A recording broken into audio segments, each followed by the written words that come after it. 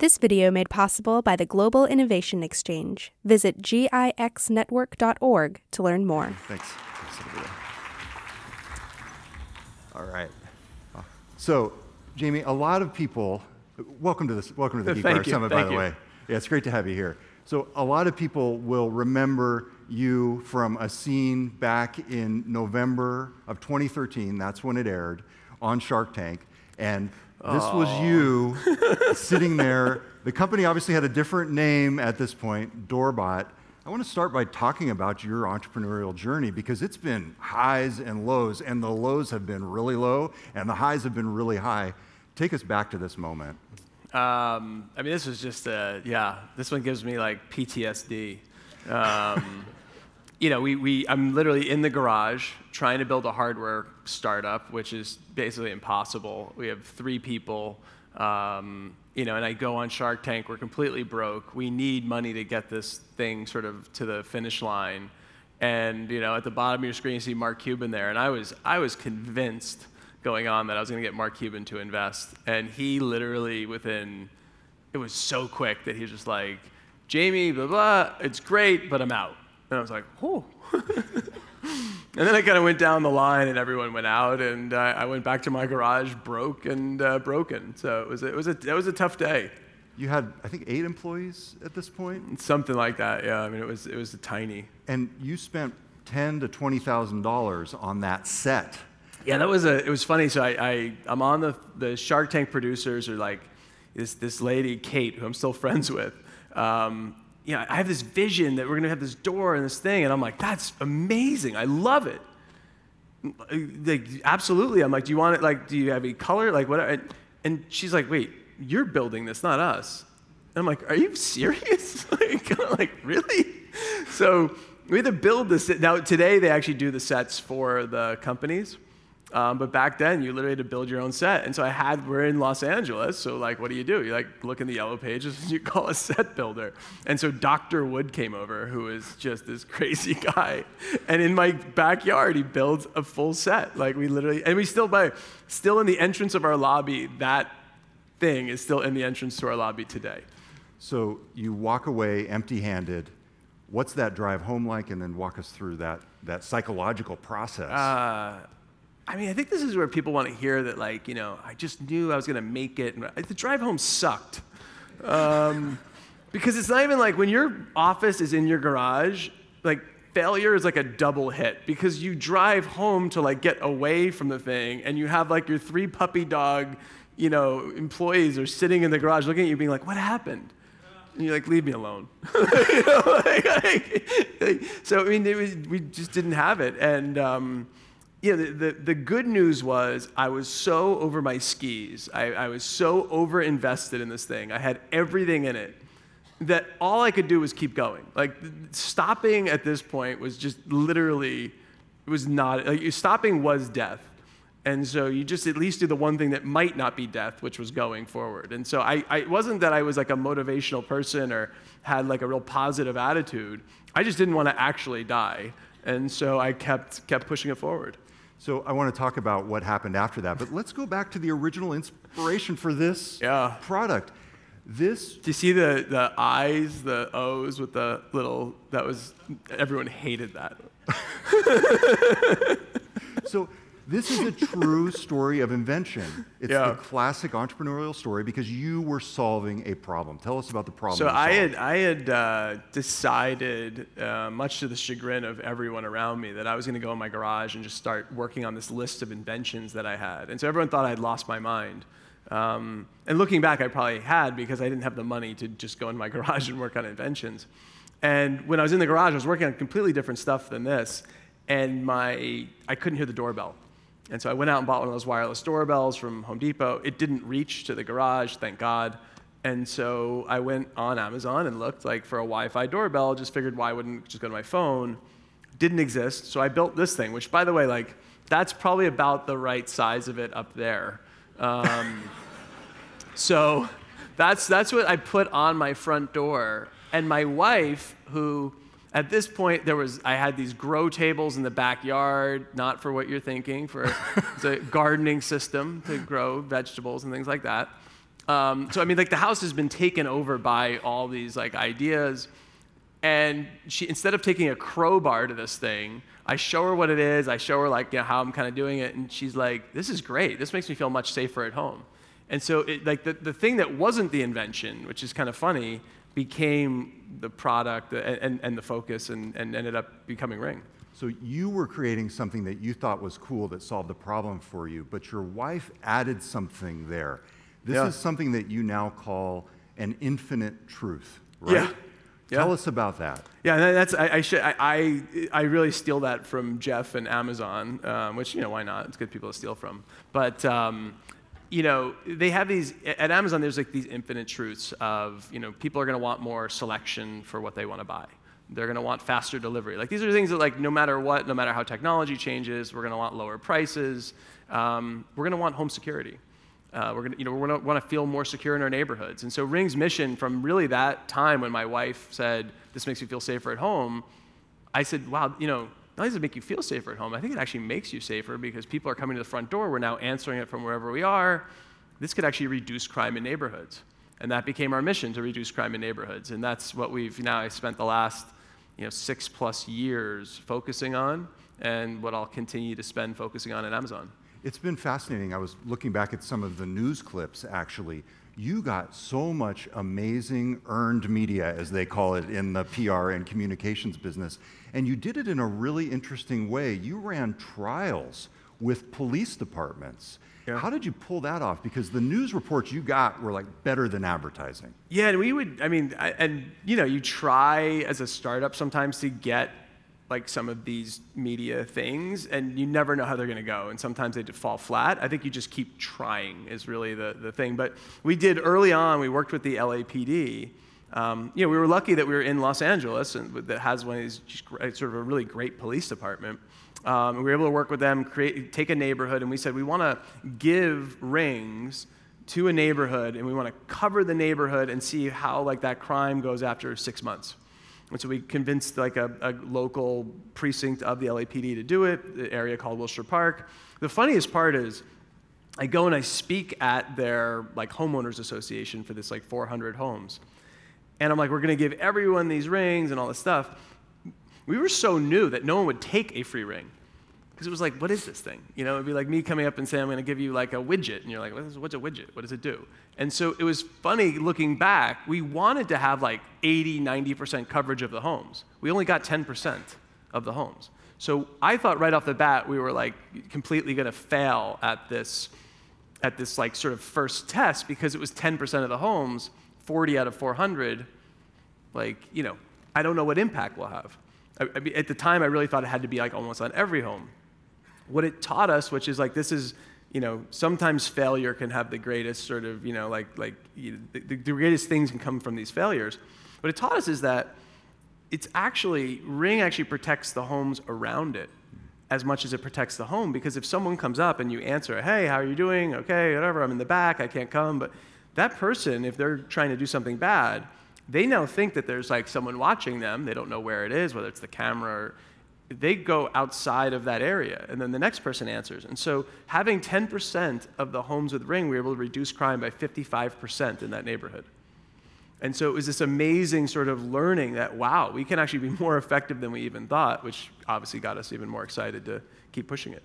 So a lot of people would look at the business in the early years and think about a KPI, revenue, sales, customers. What were your most important numbers that you thought about? First of all, don't take any advice from me, like at all. I mean, you can listen, but like I always say, don't take any advice.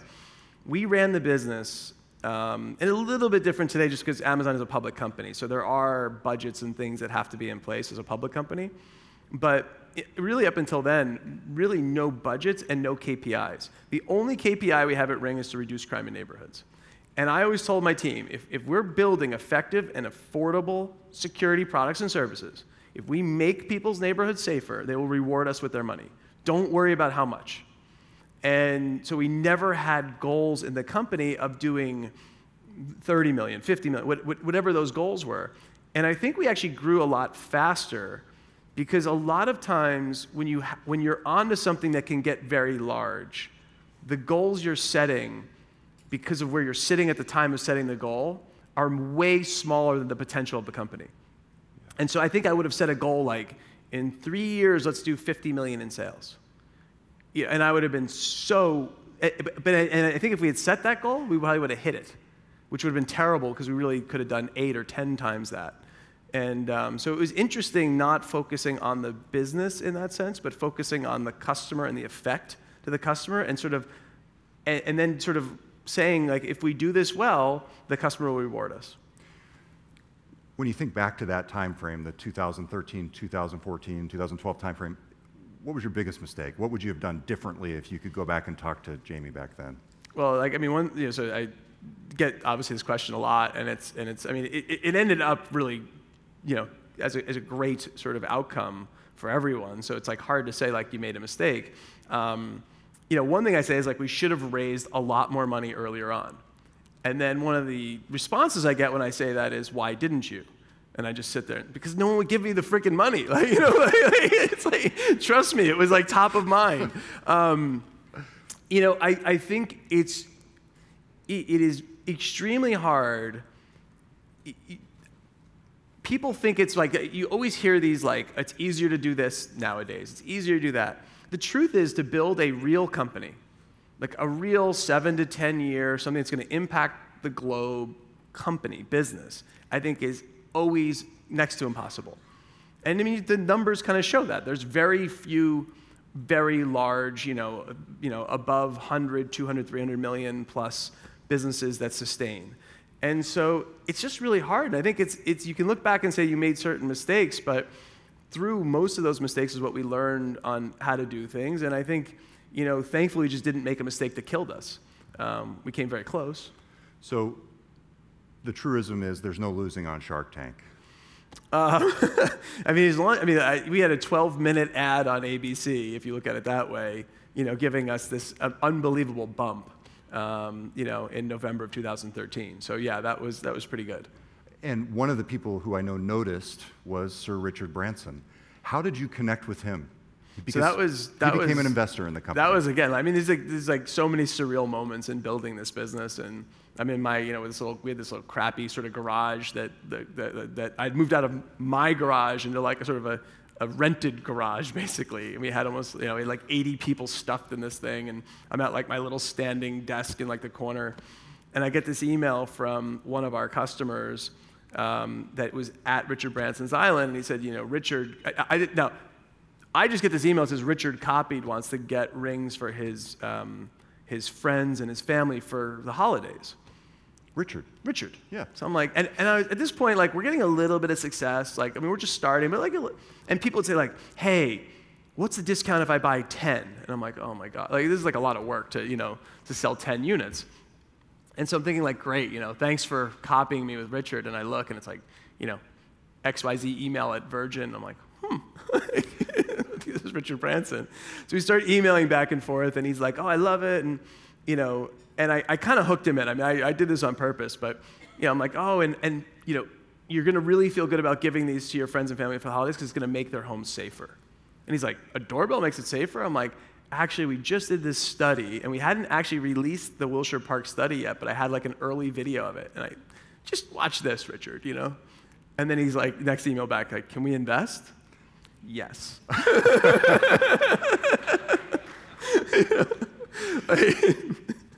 Yeah. So it's such a remarkable turn of events from the drive home to that. I mean, it was so hard. Yeah. And then it was so easy. Yeah. I mean, but then it gets hard to write again. I mean, it's like that now you have Richard Branson's money. So now like your hero growing up has given you money and you're about to tank like his money, which makes it even more, like stressful. So what was it like to have Richard Branson as an investor? He's like amazing. He really is like an amazing human being. I mean, he's a great person. Every time I talk to him, he put a pretty significant check in. I think it was his largest investment in a non-Virgin company, like something that he wasn't like directly doing. And so it was like a decent investment, even for someone as wealthy as him. We'd talk, and he would never ask me how things were going now. It was like, what are we going to do in 10 years, in 20 years? And we'd talk about all this great stuff, and I'd be like, what we're really going to do? No one knows this. We're going to do this. And then he'd go to a conference and say it right after that. And luckily no one would ever pick up on this stuff, but he'd be like, oh, and Ring is doing it, blah, blah, blah. And I'd be like, oh. And no one would ever, just like kept, just never got picked up. It's all good. So you get that investment. He's able to go back on the Shark Tank revisit and taunt Mr. Wonderful. Which was it's very fun. It's all good. Tell us the story of how you got on Amazon's radar, because this was a story, there was not actually an official press release when the Ring acquisition was announced. There was a press release when it was confirmed and completed. Yeah.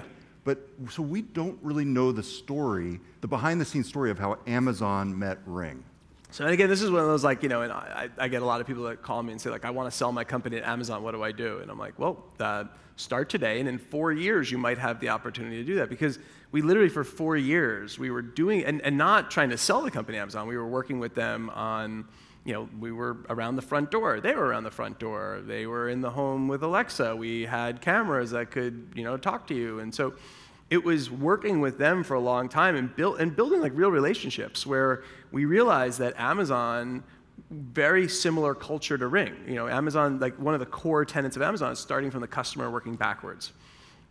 At Ring, we were always starting from the mission, which was to make neighborhoods safer, and sort of that drove everything, which is really that same sort of, so we had a lot of these similarities.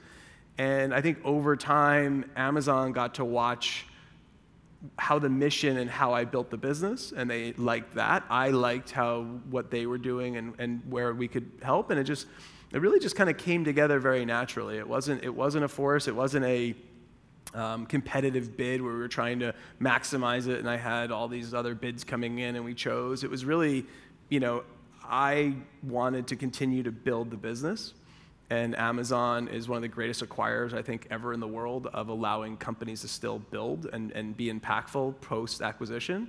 If you look at their history of even companies like Audible and IMDb, and there's Zappos. Old acquisitions, Zappos, Twitch, that they've just allowed to continue to be great, impactful things in the world with founders still there. And I didn't want to leave. I wasn't looking to get a cash out and go somewhere else. I really wanted to stay and build and keep doing this. But Amazon now gives me this sort of foundation to do that with. I've always been struck by that arm's length approach that Amazon takes, and I think that they really brought that into the bulk of what they do with Zappos and Tony Hsieh. But it's also interesting because you were just up here in Seattle for the big Alexa rollout with the new Ring stick-up cam, and I've actually got this. That's this right here. Yeah. $180, available on Amazon.com. It's available now. It's available now. It is available. But you're there, and this is Alexa enabled, in contrast with your security system, which was announced at CES earlier this year, which is not natively Alexa. So clearly, you're working with the Amazon team. How does that relationship work if it's arm's length, but also integrated into their product announcement? So what's great about Amazon, it's not arm's length in terms of, it's not like we can't integrate with them. It's that Amazon, it's like almost like a one-way street where we get to, as Ring, kind of, say, hey, listen, we want some help here. We'd love to integrate with this, versus the big company coming in and saying, here's what you're going to do for the next year. Here's what you're going to do for 2 years, and like forcing us into that, which I think a lot of companies, when they acquire, that's what they do. They just immediately come into this great little thing that was building, and they just like suffocate it. And so it's the opposite, where we get to go and say, listen, we'd love to have our cameras Alexa enabled. Our alarm now is Alexa enabled with Alexa Guard, which we also announced. One of the 70 things that was announced on that day is that you can now, you can say, Alexa, arm my alarm, and do that. And so we are now able to integrate those products in a way that's, customer first and allows customers to have the best experience with both, Amazon products as well as other third-party products. So you have a fascinating competitor set, many of them well known, Nest, owned by Google. And I'm trying to think of a way to phrase this question in such a way that you're not going to tell me that you don't focus on competitors. Because I know that is the classic. I think they might train you when they bring you on board to say, we focus on customers, not competitors. At any rate, when you look at the competitive set, what scares you? What do you look at and say, we need that, why aren't we doing that now? So I think I'll say it in a little bit different way that's probably PR friendly, but... okay. But it's what I always said to our team. We had some core things at Ring, and one of them was, and this is from day one, do not look at the products that look like ours and say they're competition. They're not. Our competition is someone who has bought our product, takes it home, does not feel that that experience matches their expectation of what a product should be, and they return it. That's our competition. And that is your competition. When you start to focus on the thing that looks like your product, that is, I believe, when you go underneath. It's when you start to become a me too, and it's when you stop innovating for the customer.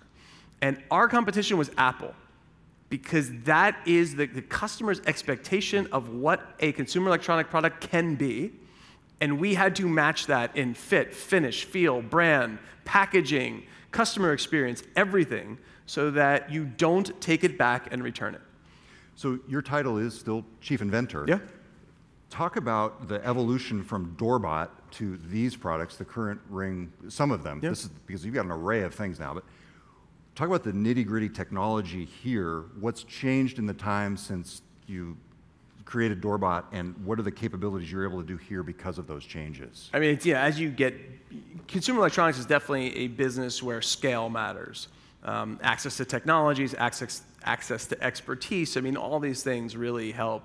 And as we grew, we were able to get, with a defined mission, which kept us very focused, because it's also a place where you can just go willy-nilly and crazy. And you see that with some products where they just go so wide. It's very easy. I always say it's easy to add the espresso machine. You get these products that they have, like, they do X, Y, Z, whatever, and I'm like, where's the espresso machine? Like, does it also make coffee? Because it's like, you've just added all this crap into this thing that doesn't help a customer. And so I think having a very focused mission, I could tell you about every single feature and you break that product apart and do one of those really cool, when they do those like 3D things where they break them apart. I can tell you about every single piece and why it was added, why there's 3 passive infrared detectors in the battery one instead of 1, because of how you can do better motion detection and better false positive detection. On the floodlight cam, how we have 270 degrees of motion on the bottom, which actually shaped why that thing has this sort of a little bit elongated look. On the alarm, why we did certain choices on the way we did the wireless and the repeaters, and so all of that shapes the product. And I think that's the important thing. Again, whether it's Amazon, how they say it customer backwards, whether we say it as mission first.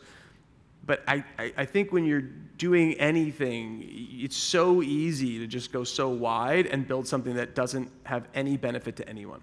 What's the one thing that you wish you had in terms of a technology advance as you're creating the next generation or this generation that would just open up new possibilities? Is there one area that you want to see the advances in next? Yeah, the advances in computing allow you to continue. I mean, computing is really the greatest sort of benefit to any product, because the more computing you can add, then the more posts that you can do to the product. Like it extends the life of the product. Because I can still, Tesla with firmware upgrades on a car, like the firmware upgrades, all that stuff stops when you max out the CPU. And so the CPU, I'd say, is really the number one thing. The quality of cameras now, 720, 1080, 4K, like you're starting to get to a point where it doesn't, more is better, but it's not that much better. Like the difference between QVGA and VGA and 720, those are big. As you start to get into these 4K and 5, it's less important from the security aspect. It doesn't have as much of a leap. And so I think the CPU stuff that, especially going into the smaller form factor, lower cost devices, that's going to be a big game changer. What's the future of the Internet of Things? If you look 3-5 years out, obviously this is a key example. It's a connected device that's not a computer, or not a classic desktop computer in the sense. What's the future of this whole ecosystem?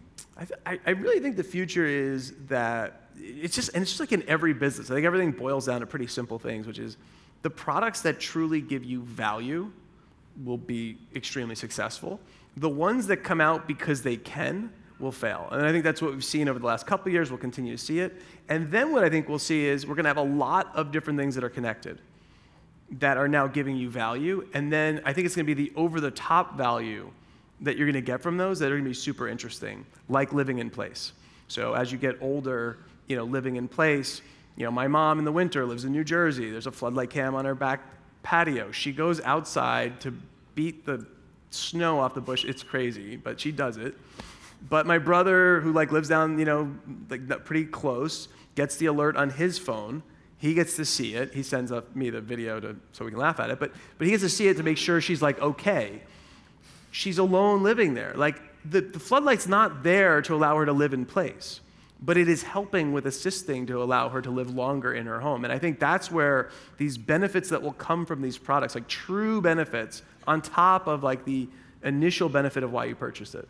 So that clearly is one of the benefits. It was fascinating to see the reaction to Amazon Key. I believe this was prior to Ring being acquired. People were really creeped out by the idea that it would use a camera in conjunction with a door lock to allow somebody into your house that was affiliated with Amazon. What were the lessons that you took from that as somebody making a somewhat related product, and do you see limits there on the ability for consumers to adopt these devices based on privacy? I think it's a few things. One is, and this is what I do love about Amazon, they will try things that no other large company will try. Like Key is, I think, a great example of something that I believe many other large companies would never take the chance on to try and learn from. And you need to keep trying and learning in a way that's obviously protecting your customers, but in a way that does this. Give the customers the choice. Let them figure out what they like. Because as much as Key had some of that, on the other side, Key's actually very successful in the customers that have it. They love it. And I think it's learn from that and then make the variables of, bring yourself back so that every customer can have the choice of what's the best way that they want to, for example, secure a package. Because everyone's going to be a little bit different, and then give the choice. One thing that you do that people may not know about is your Neighbors app. And it's essentially creating a community. And it's fascinating because you're connecting the people who are using Ring and also not using Ring, but you can't use non-Ring cameras with Neighbors. Is that right? You can. You can. Yeah, so we have an app called Neighbors, and that's what we always, people would say we're a hardware company, what's the next hardware thing you're going to build? And I said, no, we're like, we are, I've said it maybe once, the mission to reduce crime. So, we're a mission company, and so we build products and services. And so we have this Neighbors app, which is a massively successful, like on every sort of number, the most important for me being that it's actually been effective at stopping crime and catching criminals, and really being able to have this, this app that people can post footage and talk and be able to do this where we're actually effectively catching people, and it's totally free. You can right now add video from iPhone or Android, and we're going to be actually adding more cameras because one thing that Amazon has in its core is third parties. Amazon actually is very open overall. If you look at every platform, whether it's AWS or the e-commerce side, is very open to third parties. So you're going to be adding non-Amazon branded or family Absolutely. Cameras. Nest, will that be among them? We will add the cameras that the manufacturers will work with us. As long as they're willing to work with us, yes. It speaks to a bigger issue because interoperability is key in all this stuff. And I think we saw a lot of silos in the smartphone world. And I think a lot of us using these devices would like to just use a system that connects a Nest to a Ring to a Cloud Cam. Sure. Do you see that as a possibility, true interoperability in the Internet of Things? I think as you see most stuff, as it ages, typically interoperability gets better. It goes through sort of these phases. I think we saw it on the internet. We saw it in the mobile phones. I think we'll see it in the IoT. It kind of goes up, down, up, down. The internet was at one point just super sort of accessible to everything, and then it became siloed into things like Facebook, and then it sort of now seems to be breaking out again. So I think they go through these phases. From our side, if we're trying to reduce crime in neighborhoods, we have to work with what's there. It's not going to be just us. And that's just across the board. And so we've always had a pretty wide third-party approach. One of the issues with third-party is just the resources it takes, the engineering resources to do that. And that's something where we're trying to, now with our new, sort of foundation, we're able to do definitely more of it than we could before. That's right. Well, I want to close out where we started, which was Shark Tank. If people tune in this weekend. Sunday at 10 p.m., I am coming back as a shark. So. Thank you. And I know you probably can't spill the beans on whether you invested or not, but what was the experience like being on the other side of that stage? I mean, it truly was like one of the most rewarding things. I mean, to be a real person who was in a garage and went on Shark Tank, to then ending up being a shark, you can't, like, you could never have set that as a goal. I mean, it really was just so it's a very surreal thing, very fun. The sharks are actually very nice, and I had a blast doing it. Did you tell them that they made the biggest mistakes of their lives when they let you walk out that door? I'm not that kind of person, so yes, I did. Jamie Siminoff, the CEO of Ring, thank you very much for being here. Thank you guys so much. Thank you. That's fantastic. Thank you.